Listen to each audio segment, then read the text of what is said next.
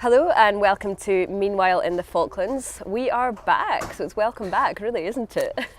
Let's say, what has it been, 3 weeks? Something like that? Something like that. Yeah, so we've been neglecting the podcast a little bit, haven't we? But we've all been away for quite a long time. I'm sacking it off. yeah, so I'm Katie Beattie. I'm Thomas Stockton. And I'm Hannah Newton. And we have been MIA because these two have been away gallivanting around the Falkland Islands. So, Hannah, do you want to tell us where you've been? Yes, I went to Pebble, Bleaker and Saunders Islands, and I was away for 9 days, which was so nice. And the weather was so nice, and the weather's still so nice.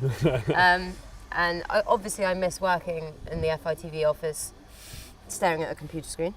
But no, it was great. Really, really good. Lots of different wildlife, and I don't know, it was nice. The people that owned the islands were really friendly as well, so I had a really good time. And what were you doing there? I was filming all the wildlife stuff, which was really good fun. Albatross. I'm trying to think. A big long list of stuff. I saw over 40 birds at Pebble, because they give you like a checklist and you tick it off as you go around. Sea lion, albatross, loads of penguins, obviously the big one. Yeah. Lots of penguins. You got a standout moment from your three Yes. trips? Yes. My standout moment was a giant petrel laying an egg for me. But that was really bad because I was like creeping about the islands in the little 4x4 trying to find these petrels sitting on nests. And I spied on them for a little bit, and then all of a sudden one started making a very strange noise. And I thought, oh, what's that? And initially I thought it was a chick hatching from the egg. And then I pointed my camera at this petrel and out popped an egg from its bottom. That's amazing. Which was really good fun. I liked it. I don't know, it sounds really weird, but Yeah, but I mean, enjoyed like, it. actually, I was like, wow! actually seeing something being born like that. Yeah. That was really good. Where have you been? You've been away as well, haven't you, Thomas? Yeah, I did a weekend at Sea Lion Island and a weekend at Carcass Island with a trip to West Point. It was really, really cool. So Sea Lion Island, named after obviously the sea lions, but it was named after the sea lions before they all got killed. Because I was going to say, isn't Sea Lion Island elephant seals? So there's a huge elephant seal population there, but the biggest so the name came after sea lions, but a lot of sea lions were hunted and killed, and they left the islands for quite a long time. So the name was already given, and they didn't bother changing it. Elephant Sea Lion Island. Yeah, Elephant Seal Island. So they still have there's quite a large breeding population of sea lions that return in November. Along one of the coasts, you can have up to 100 couples. 100 couples, because the guy that runs it was telling me in the height of breeding season you can go down, there's at least 100 pups down there being born and things like that, which is pretty freaking It's funny, cool. isn't it, the sea lions dating ideas. The male seems to drag a female off. There's one male with a harem of wives, by the sound of it, and then the guys that aren't the alpha male will go and corner off one female and kind of hope that they can keep her. Yeah, Keep her under isolation. And it's a very similar situation in quite a lot of those mammals. So the elephant seals do the same thing. The elephant seal population on Sea Lion Island is the most well-studied population of elephant seals in the world. The Italian couple who are out there, the researchers, have been tracking their movements and their population for the last 2 decades. So 20 years they've been going back every year to track them. They know these animals pretty much like their own family. They've seen them, there's 20-year-old females there that they have known their whole lives. They saw them being born and they see them coming back every year. And it was really interesting to see them doing some of their work as well. I guess it's also quite similar to human dating. Grab your female, take her away and make sure no other males get her. Well, so to an extent, Mate for life and it's all just that. the behaviour is it's so bizarre. So as Hannah hinted at with the sea lions, elephant seals are very similar. So there's an alpha, and he'll have his harem. But if the alpha doesn't feel like he's big enough, or perhaps he's got too many females in his harem, he can have beta males who will come in and sit at the edges of it. So they're allowed to have sex with the females as well and breed and increase that population because the alpha is allowing it. They're not the leader of the group, but what the alpha... When he's a bit tired, he just gets the other men to come in, the younger ones. This is the thing, so they're on the side, but then what you've got is peripheral males, which are the younger males that will sit on the outside and lurk around in the water, hoping to run up onto the beach, steal a little bit of fun, and then run back down. That sounds like a bad night out of the Globe, doesn't it? Globe Tavern in the Falkland Islands. Yes, our local only nightclub. Yeah. So while you guys guys were away on your islands, I had a weekend here on my own, which was interesting. So yeah, full of work actually, wasn't it? Yeah, it was. Not that our work wasn't work. No, sure. It was, we had, all in one weekend, there was the Clean Up Stanley Day, which was very windy, but I think that gave even more props to everyone that did actually come out and do the cleaning. That was amazing. Yeah, I saw one of the interviews, so I think Liz was saying it was one of the most well-attended ones despite all the wind. It was. It just tells you how much people are in Stanley and across the world really are learning about how we need to take care of things a bit more. So even on a bad day, they were out there cleaning up. It was. Yeah, and we saw some pictures after. There was like loads of clean-up days going on around the different settlements in the islands as well. So I think everyone really got into it. Definitely.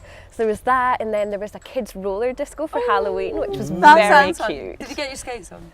No. I mean, God, I do the hockey on my feet. I don't think rollerblades are quite for me, but they were very cute. There was a little girl dressed up as a cat who looked fabulous, and as she said so herself, it was quite sweet, really. Well, she called herself fabulous. Yeah, she did. Fabulous. We should all be a little bit more like that, I think. A young girl after your own heart.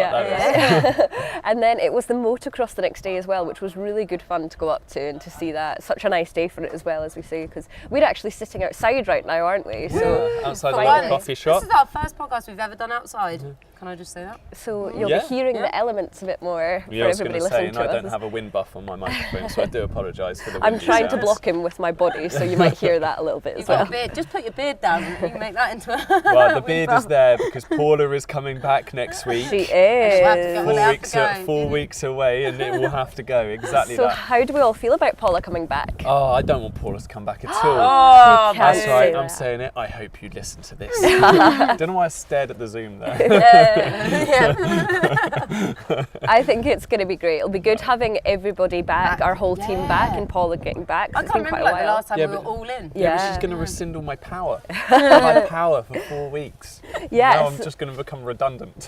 But with all this nice weather, have you guys not noticed how many more community events there are? So we need our full team here. To be fair, there's so much. Even this weekend, we've got quite a lot coming on, haven't we? So, tell us what's happening this weekend. So starting off the weekend at 10 a.m. at the Seafarers Mission, going down for a coffee morning. They're raising money with the local fishing companies for some aid due to the natural disaster occurring in that recently occurred in Indonesia. So they're going down for that. That'll be really good. They always organise a really nice morning, and there's loads of events for people of all ages. So really look forward to that. Then Hannah, you're off to the museum? Yes, I'm off to the museum. My lovely children from a couple of weeks ago that I interviewed are doing speeches on World War I. Obviously, it's the anniversary on the 11th of November. So they're doing some speeches at the museum, which should be interesting. That's great, yeah. I'm pretty impressed with them, to be honest, because I hate public speaking myself. But I think they've been practicing with Emma Brooke, and they've been doing really, really well. I remember when I was a kid, I was a bit like, I don't like public speaking. I don't mind debating something if it's something I'm interested in, but if it's something that I'm not, I'd be like shaking with a bit of paper, like, whoa. Did you do much public speaking and stuff like that? A little bit. We didn't really do tons of it. We had, we did have like a debating club and stuff, which was that in front of huge crowds, or was it sort of like group that versus was just group? Group versus group stuff, like nothing major. So I don't know. If it's something I'm passionate about, I'll talk about it. But if it's something I don't know much about, I'm not very good at sounding like I know much about it. What about you guys? Did you do much at school? Well, so debating-wise, as you very well know, I just like playing devil's advocate. If someone takes a side, it doesn't matter if I believe in it or not, I'll take the other side. But that's not so much public speaking. What about you, Katie? In my school, we did quite a lot, and it was always something that I really, really looked forward to, which I think is quite an unusual thing. But I was thinking about it. #presenter at heart. And I think that's because both my mum and dad have always done that in their jobs, and it's something that they really enjoy as well. So I actually remember, and this is a bit geeky, but I remember at home they would get me to go away on the weekend and research a topic, and then I would have to come back and stand in the living room and present it. That sounds like homework. But I loved it. I absolutely loved it. And in school and things like that, doing talks I used to love, and I would always make really big sort of physical things that people could see to go along with my talk, and it was my favourite bit of school. So basically presentations at uni was your thing. Yeah. It was my absolute ideal. Uni was like, there were so many presentations, it was great. I just So, remember, yeah, did you ever do like quite a lot of like group presentations? Because I used to hate them, because you always have like one person in the group who do no work and who'd be like hiding behind your skirt or whatever. You think, oh, for God's sakes, like. Well, that's it. I think I got really, Teamwork. I got really lucky with it at uni. Going back to school, I went to school in mid Wales, so I had like what's called like the Eisteddfod. So that's like so you got your group, your different groups within the school who compete against each other. So it's a bit like a varsity kind of thing within your own school. But there's a thing called the National Eisteddfod, where each school then sends a certain group of people to represent them at the national thing where you compete against all the other schools. So it's sporting events, it's choir singing, it's poetry reciting. Did you sing in the So choir? I was baritone in a choir. Can we have a little taste of that for the podcast, for the listeners? No, Come on. maybe later. Maybe after a night at the Globe. After the pram race, there you go. So I did choir singing, but that was only like in the school. I never went off and competed. It was mainly because it was all in Welsh, and all I did was make sounds that I thought Did you have to sing in Welsh? I sang in Welsh, and when I say sing in Welsh, I made loud noises that sort of sounded like the words. I never like really a whale. Knew. Yeah, I never really knew what. Yeah, Dory, Finding Nemo, that's me. And then I did get up because I was house captain in my sixth form. For the sport part of it, and I was like, well, one of the only boys in the sixth form, so I was like, got to show the way for the younger kids. So I recited a poem in front of everyone. It was Love by Sheena Pugh, and I tried to make it all romantic, and I came 3rd out of 3. And I had little confidence in public speaking beforehand, and that just knocked it straight back down. I remember my first ever presentation at uni that I had to do on my own, and like, you'd known the guys and the girls in your class for like 6 weeks, and you got to stand up and present your topic like, In an auditorium where they're all on the, and you're just like there is like 80 people in front of me that I've known for 6 weeks on a topic that really I only started researching 2 days ago. Anyone with Google on their phone can probably find out exactly what I'm about to say. But no, I think it was good, and especially considering the job that we now do. Those kind of presentations, I don't know about you guys, but I thought like they prepared me quite nicely. Definitely. To sit It's in front of confidence, isn't it? It gives you the confidence to talk to people, and that's the whole thing. I think as long as you can talk to anyone, you know, but being able to, you don't have to present in everyday life. It depends on your job, but with us, we're not standing presenting in everyday life. But it gives you that confidence to be like, I can talk to anyone, and I don't feel judged. Yeah. Sorry, No, I got all absolutely. deep there. I got all deep, but do you know what I mean?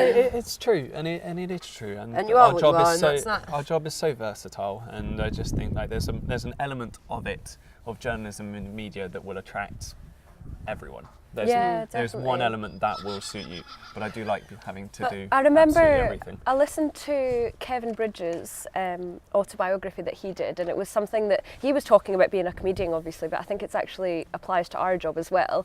He'd done a stand-up gig, and someone came up to him at the end and had said, "Oh, it was a really good gig, mate, but anyone can do what you do." And then his reply was, "Yeah, but lots of people don't. They don't bother getting up." And I think that's the same for us. It's like you kind of, it's a lot about confidence, and it's a lot about putting yourself out there. Bringing it back a little bit, I'm wondering if you got this, the number of people that turned to me on our island trips, and just to explain, like, I was up at crack of dawn filming until the evening, and then I stayed in my room and I edited for a few hours after before going to bed. Like, it was a stunning experience, and I'll never take it for granted, but it was still work. How many people turned to you and went, "Oh, that's not really work. You're basically so on many holiday." people said you're busy. Yeah, everyone said like, "Oh, you're going on a big jolly." Blah blah blah. This isn't really work. And I was like, "Excuse me." But to be honest, that I think for me, I love the job because it doesn't feel like hard work. Like it doesn't feel like with a lot of job. The kind of job I wanted was a job that I enjoy every day. And I don't think if you really enjoy your job, it shouldn't feel like hard work all the time. Oh, this is coming onto a perfect little tangent here. And I'm sorry, I'm going to take us away from all the topics we had prepared. I was at Carcass and I saw this chap called Chris, and I met him when he first came down here. He's a doctor. And I haven't been able to meet up again with him since because his schedule's all over the place, and ours is too, as you very well know. But turned up at Carcass at the same weekend I was there. Oh, I was like, this is amazing. perfect, get to see him. Him and his wife are just about to leave the islands for good. So it was a really nice time to catch up with him, and ended up spending one evening after dinner Must have chatted with him for like 3 or 4 hours. We were up until about 1 o'clock in the morning talking. And so Chris is in his mid-30s. He's not been a doctor for that long. So he went to university at 18 to do an engineering course, but he didn't have his mind in it because all he wanted to do was join the army. Okay. So he quit uni after like the first semester and went and joined the army. So sorry, well, he's got to do it. Worked his way up to an officer, which is what he always wanted to be. Got into EOD. He was a parachuter for a bit, and he worked his way up so high that he then sort of became a bit officy because his position was so high that Pushing papers it and became whatever, yeah. it became paper pushing, and he sort of removed from the front line. And he quickly realised that actually this isn't what he loved doing. And he'd always had this like thing in the back of his mind about wanting to do medicine. And he was 27 years old. Wow. And he quit the army. He sold, like, he had a really good job. He sold all of his possessions, his motorbike, everything that he had, sold all of it, paid his way through medical to go back. He had no A-levels for it. So he did his A-levels at the age of 28.